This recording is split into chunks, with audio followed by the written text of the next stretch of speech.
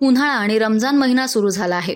मुस्लिम बांधव उपवास सोडताना टरबूज आणि खरबुजाला सर्वाधिक पसंती देत आहेत। त्यामुळे या टरबुजाला सध्या मोठ्या प्रमाणावर मागणी वाढली आहे। अहिल्यानगर तालुक्यासह जिल्ह्यातील विविध भागातून दररोज बाजारात टरबूज आणि खरबूज विक्रीसाठी सध्या येऊ लागलेत। मोठ्या प्रमाणावर या फळांची आवक घेऊन शेतकरी सकाळपासूनच मार्केटमध्ये गर्दी करत असल्याचं दिसून येत आहे। जिल्ह्यातील शेतकऱ्यांनी मोठ्या प्रमाणावर टरबूज आणि खरबूज या फळांची लागवड केली आहे। या फळांना कडाक्याच्या उन्हाळ्यात मोठी मागणी राहते। त्यातच सध्या मुस्लिम बांधवांचा रमजान महिना देखील सुरू झालाय। जवळपास सर्वच बांधव दिवसभर उपवास करून सायंकाळी टरबूज खरबूज खाऊनच उपवास सोडतात। गत महिन्यात टरबूज आणि खरबूज कवडीमोल दरानं शेतकऱ्यांना विकावं लागलं।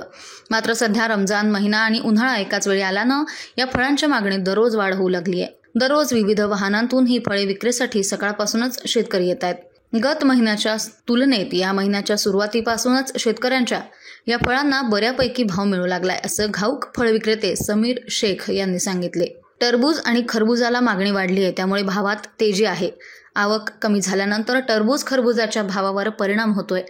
उन्हाळा आणि रमजान सणामुळे सध्या भावात तेजी आली आहे।